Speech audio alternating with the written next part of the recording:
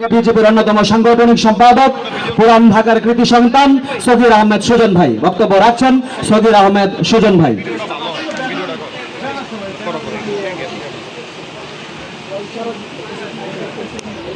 বিসমিল্লাহির রহমানির রহিম। আউযু বিল্লাহি মিনাশ শাইতানির রাজিম। প্রিয় সংগ্রামী বন্ধুগণ, আসসালামু আলাইকুম ওয়া রাহমাতুল্লাহ। আমি আজ শ্রদ্ধার সাথে স্মরণ করতেছি এই ৩৬ আন্দোলন যে ছাত্র জনতা শহীদ হয়েছেন তাদের রুহের মাগফিরাত কামনা করি এবং তাদের পরিবারের প্রতি জানাই সমবেদনা। আজকের এই প্রোগ্রাম, আজকে আমরা যারা রাস্তায় প্রোগ্রাম করতেছি, এইটা তাদেরই অবদান। এই স্বৈরাচার হাসিনা যদি বাংলাদেশে থাকতো তাহলে আমরা এই ধরনের প্রোগ্রাম করতে পারতাম না। তো ছাত্র জনতার অবদানকে যদি ধরে রাখতে হয়, আগামী দিনে যোগ্য ব্যক্তিদেরকে সংসদ সদস্য করতে হবে, তার কোনো বিকল্প নেই। ৪৭ বলেন আর ৫২ বলেন আর ৭১ বলেন, এত ছাত্র কখনো মৃত্যুবরণ করে এই ২৪ এত ছাত্র মৃত্যুবরণ করেছে।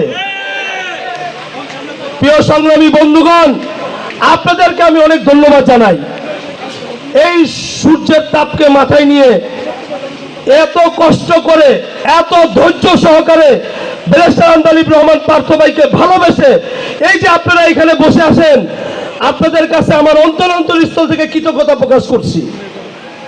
আপনারা আমাদের দলীয় নেতাকর্মীর বক্তব্য শুনেছেন ধৈর্য সহকারে, এর জন্য আমি আপনাদের কাছে কৃতজ্ঞতা প্রকাশ করছি। প্রিয় সংগ্রামী বন্ধুগণ, যেহেতু আজকে ছাত্র সমাজের প্রোগ্রাম, আমি ছাত্রদের উদ্দেশ্যে একটি কথা বলতে চাই। শিক্ষায় শিক্ষিত হওয়া যায়, কিন্তু চরিত্র কিন্তু ঠিক করা যায় না। চরিত্র ঠিক কিন্তু পারিবারিক থেকে আসে, সমাজ থেকে আসে। আমাদের পড়ালেখার পাশাপাশি ধর্মীয় শিক্ষায় শিক্ষিত হতে হবে। ধর্মীয় শিক্ষা আপনাকে পবিত্র মানুষ করবে। যদি শিক্ষায় মানুষ শিক্ষিত হতো তাহলে এত চোরের জন্ম হতো না বাংলাদেশে। আমাদের ধর্মীয় শিক্ষার খুবই অভাব। কিছু লোক ধর্মের নামে ব্যবসা করে, কিছু লোক ধর্মীয়ভাবে ধর্মকে পুঁজি করে রাজনীতি করে, কিন্তু পরিকৃতিকভাবে অরিজিনাল কোনো ধর্মীয় অনুশোচনার ভিত্তিতে রাজনীতি করে না। আপনারা জানেন আমার নেতা ব্যারিস্টার আন্দালিব রহমান পার্থ ভাই নবী করিম সাল্লাল্লাহু আলাইহি সাল্লামের অনুসরণ করে। তাই আমাদের ছাত্র নেতাদের ভিতরে কোনো চরিত্রহীন ব্যক্তি নাই, আমাদের কোনো কলঙ্ক নাই।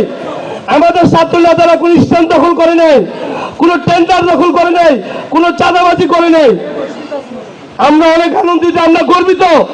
আমাদের এক একটা ছাত্র নেতা এক একটা ব্যারিস্টার আন্দালিব রহমান পার্থ ভাই। প্রিয় সংগ্রামী বন্ধুগণ, আপনাদেরকে আমার অন্তরস্থল থেকে আবার ধন্যবাদ জানাই এবং আপনারা একটা সঠিক নেতৃত্ব নিয়ে যাবেন বনানী থানার।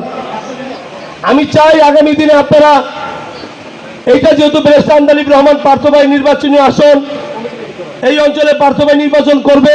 এইটা পার্থ ভাই যেহেতু ঘোষণা দিছে, গোলায়াত এবং ঢাকা সত্ত্বেও পার্থ ভাই নির্বাচন করবে ইনশাল্লাহ। এই আসন থেকে ব্যারিস্টার আন্দালিব রহমান পার্থ ভাইকে গরুর গাড়ি মার্কায় বিজয় করে আমরা সংসদে নিয়ে যাব ইনশাল্লাহ। এবং আপনারা জানেন, জনগণ, ছাত্র জনতা, এই দেশের জনগণ চায় ব্যারিস্টার আন্দালিব রহমান পার্থ ভাইয়ের মতো নেতৃত্ব দ্বারা বাংলাদেশ সরকার পরিচালিত হোক।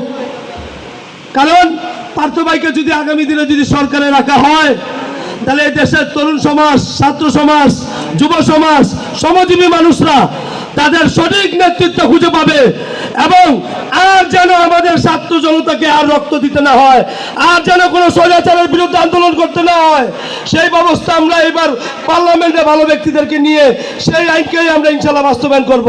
আপনাদেরকে সকলকে ধন্যবাদ জানাই। পার্থ ভাইয়ের পক্ষ থেকে আপনাদেরকে লাল গোলাপের শুভেচ্ছা এবং আল্লাহর অশেষ রহমত আপনাদের উপরে বর্ষিত হোক। আসসালামু আলাইকুম ওয়া রাহমাতুল্লাহ। বাংলাদেশ জাতীয় পার্টি বিজেপি জিন্দাবাদ। ব্যারিস্টার আন্দালিব রহমান পার্থ ভাই জিন্দাবাদ। মরহুম নাজির রহমান মঞ্জু অমর হোক, অমর হোক, অমর হোক।